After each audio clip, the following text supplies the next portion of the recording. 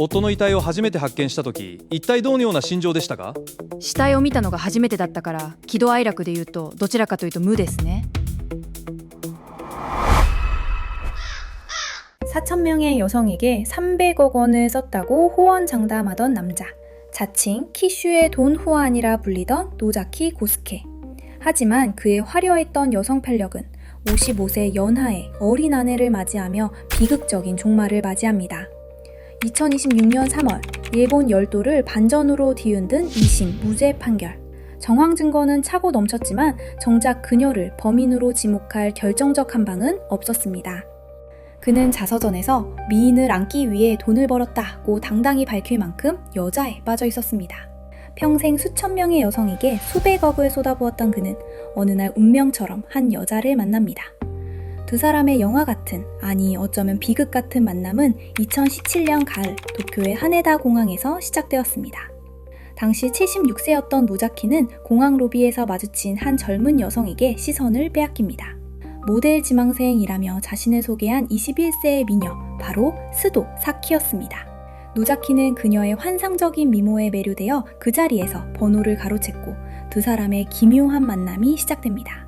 하지만 당시 스도 사키의 현실은 화려한 겉모습과 정반대였습니다. 말이 좋아 모델 지망생이었을 뿐 그녀는 사실 고급 출장 유흥업소에서 일하며 생계를 이어가고 있었고 스모모라는 예명으로 성인 비디오까지 촬영했던 전직 AV 배우였습니다.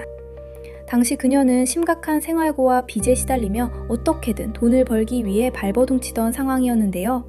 돈이 절실했던 무명 배우와 미녀라면 사족을 못 쓰던 늙은 자상가 두 사람의 이해관계는 완벽하게 맞아떨어졌죠.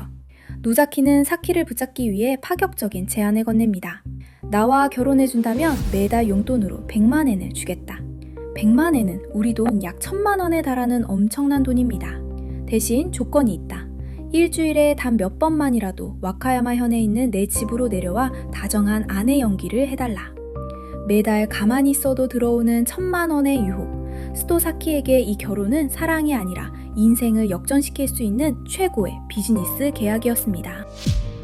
2018년 5월 24일 밤 10시 30분경 1층에 있던 사키와 가정부는 2층에서 반려견이 짖는 소리와 함께 무언가 쿵 하고 떨어지는 소리를 듣게 됩니다. 무슨 일인지 올라가 보자는 가정부의 권유로 2층 침실 문을 연 두 사람.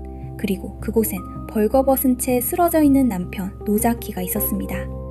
비명을 지르며 119에 전화를 걸고 패닉에 빠진 가정부와 달리 아내인 사키는 시신 옆에 멍하니 앉아 아무런 감정의 동요도 없이 스마트폰만 들여다보고 있었습니다.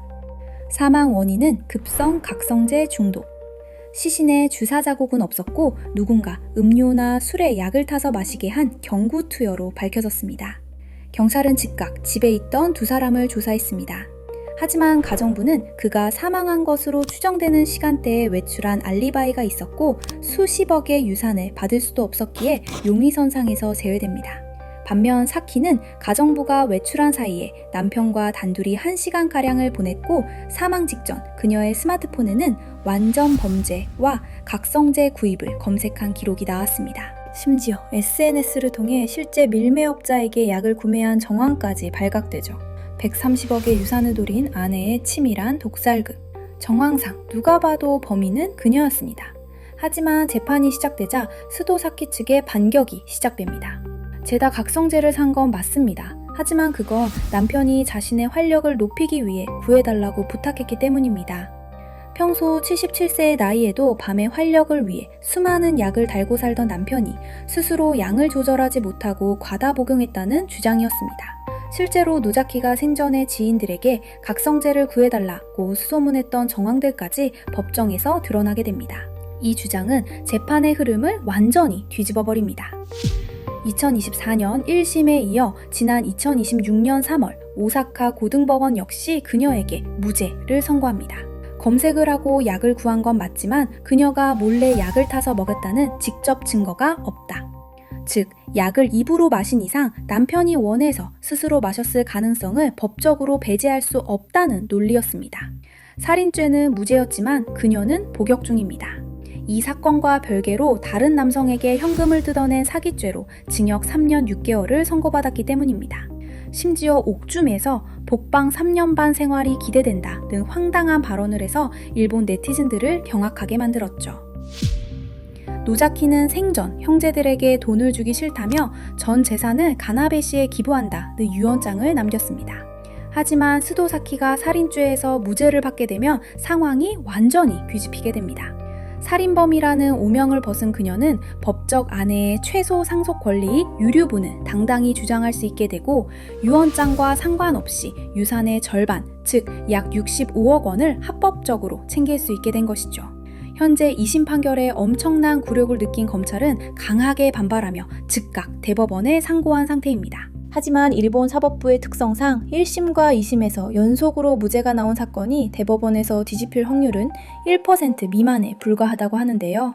만약 대법원에서도 무죄가 최종 확정된다면 이 사건은 영원히 미제 사건으로 남게 됩니다.